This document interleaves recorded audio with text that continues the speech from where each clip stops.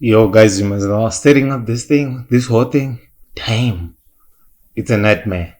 So I'm gonna tell you guys a story. So if you guys don't like it, I'm gonna pull it off. I mean, don't have to do this again. But if you don't like it and I like it, I'm still gonna keep it going. So either ways, so let me just keep into your story. Ah, 15 minutes. It's gonna be a long one. So it began quite unexpectedly. Tinashe had been living with a physician, escaping the harsh circumstances of his upbringing. Apart from his past, he had no enemies despite once being impoverished and homeless. He often wondered why he had never looked back to find Makantini, who had been his best friend on the streets before being adopted by a kind-hearted man. As time passed, and his high school years came to an end, Tinashe decided to take a gap year. He wanted to understand what he should study, something that would ultimately benefit his community. This would question this question prompted him to investigate the origins of the drugs he once used, and it all started with a single inquiry. There was something frightening. An awareness Makantini was out there, possibly suffering from drug addiction. Tinashe knew he had to search for him. He tended to his computer and books, developing a strategy to find Makantini after being adopted. Tinashe had struggled with the street life when his friends tried to involve him in it. He chose not to associate with them. Their focus on growth was misguided. Tinashe was more sober-minded individual, avoiding their company after realizing that honesty with oneself was crucial when seeking change. Pretty smart. Around 8 a.m., he journeyed back to where it all began.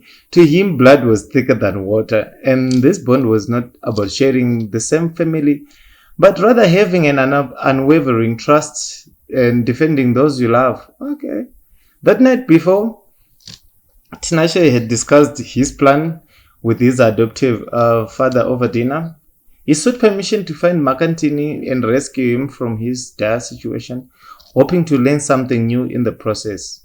Dr. Cho, his father, expressed concern. Don't you think it's too risky to go back and expose yourself to that world? That path isn't laid out for us to achieve what we believe is right, at least not until the right time, not until the time is right.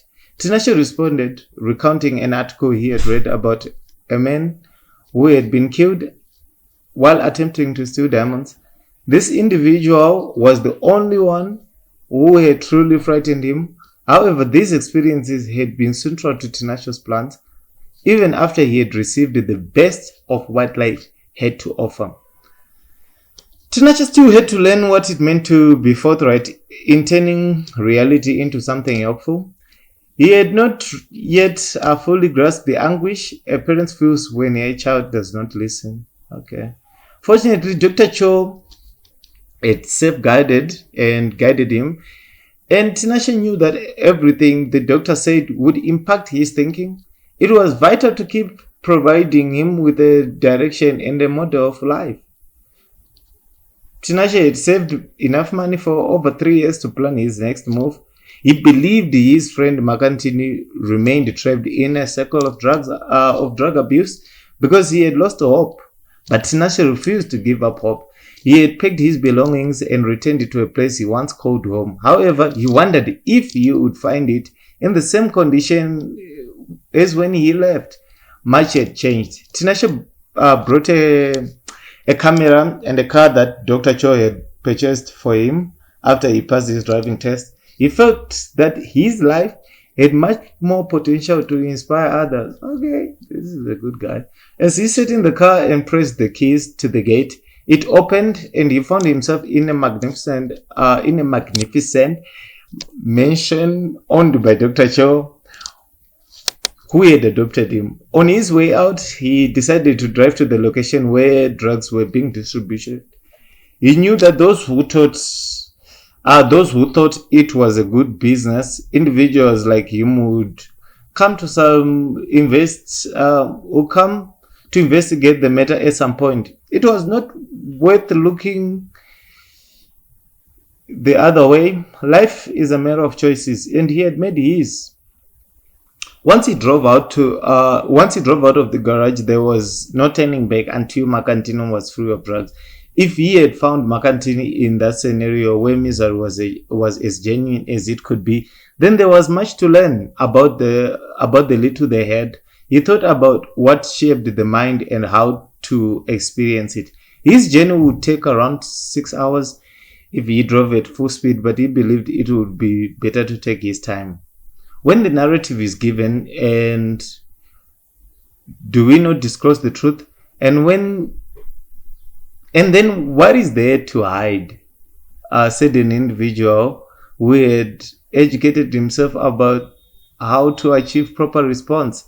Tinashe had enough evidence to convict numerous corrupt cops who took bribes, not because they were not because they were underpaid, but because they were nasty and selfish. Okay. The money they took as bribes was often folded in a plastic, which gave him hope, or brown envelopes, which gave him hope that there was someone like him who was well equipped, facing the great danger that individuals from where he came from were facing. Tinashe was interested in learning and changing the lives of the individuals he left behind. He believed that they were not too slow, but their progress was hindered by circumstances. As he lived, he still felt like a part of him was out there, and the only way to fill that void was to change the situation and the place Macantino was in, as well as those who had been causing such major problems. When the opportunity and time, he knew he had to act. When given the opportunity and time, he knew he had to act. Sorry about that. At that moment, he was bored of spending most of his days doing art or reading books. He felt a strong urge to go out and experience things with his own eyes. Although he had withdrawn from his friends and labeled as an introvert, that was just the way he was, a Sigma male. Okay. Around 2 January, about 12 past p.m., about 12:30 noon, time had passed since Tinashe had been traveling all morning, and he felt a sense of overshadowing that was not easy to explain. He discovered a hotel along Patrice Lumumba Road, which had amazing stories of street life. There was a chance for him to move in, and it seemed as if he was after something, but he wasn't aware of what it was. He wanted to seek and understand why he was born poor and the circumstances of his life. Tinashe used the Macantini story to get away from his father. He didn't lie, but he didn't tell him everything. He realized that his entire life story was based on a testimony, but the testimony was insignificant to reveal what was really going on with him. It wasn't long before Tinashe realized that what was really going on and how he was going to transform society. He appreciated the folks around him, but the question of where he came from nagged him. As a teenager with resources, he chose to devote his time to finding answers. When he arrived at the hotel, he expected to stay for a few days, but it was not going to be easy with so much to do. He still had to deal with how he would react to his relatives. Many of the people who could have given him answers had died, including his mother and grandmother. He had never met his biological father, so he spent his life striving to fill that void. After entering the hotel, he cleared one of the walls and put off his research and plans. As if he were a government secret agent, he knew what he was doing and was confident about where to begin. He thought of visiting the area where Macantini used to sleep. He checked the time on his watch. He wanted to do something positive with his day before it ended. And he was certain he would find a place and a community that would assist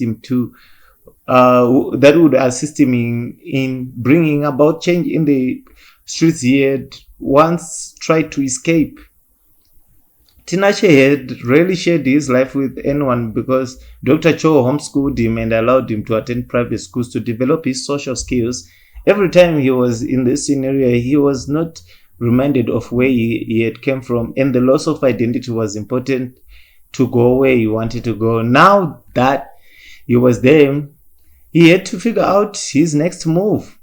Tinashe felt that it was time to reclaim the identity that he had sacrificed for the greater good. Not having an education until the age of 13 made catching up at a normal or public school much more difficult. Although he would be delighted if most individuals expressed an interest in his work, he considered himself to be more than merely a successful artist due to his social class.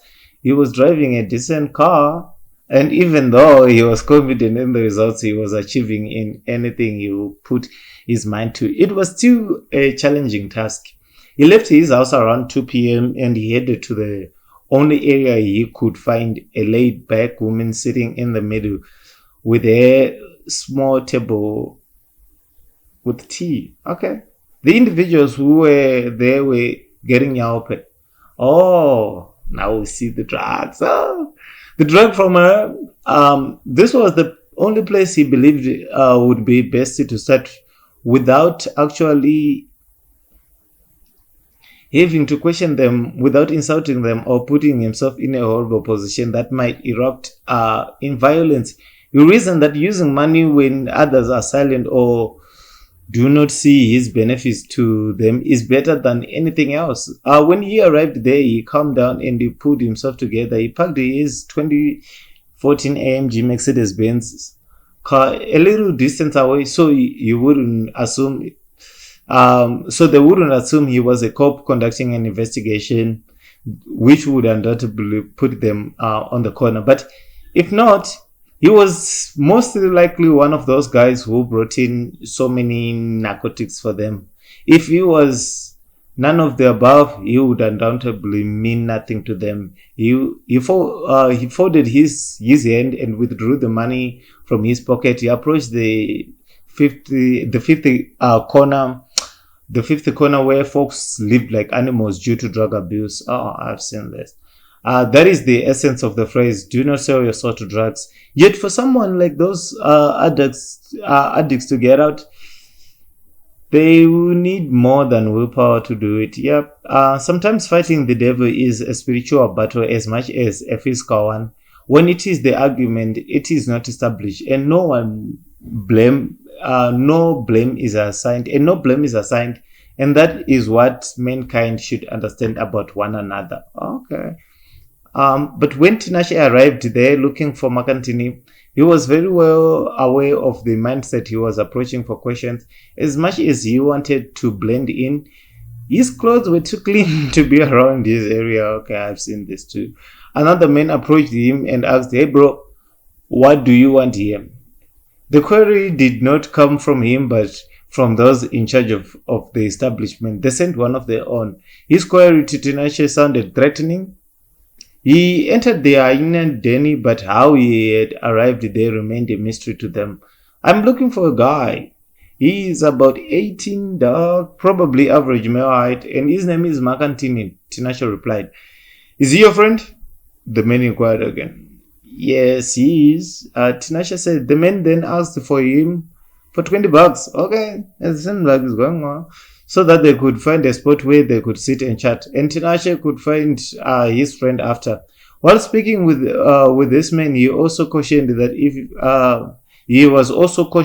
if he stayed in this area for too long without doing anything, he would be aroused or killed. They had nothing to lose because they had dedicated their life to the devil. So getting out of that life would be a threat to business. Oh, so thanks guys. So this is just the first 15 minutes. So if you like it, if you guys like it, I'll definitely do the second one, third one, the fourth one, fifth one, sixth one. So tell me what you think. Otherwise, juices. Thanks.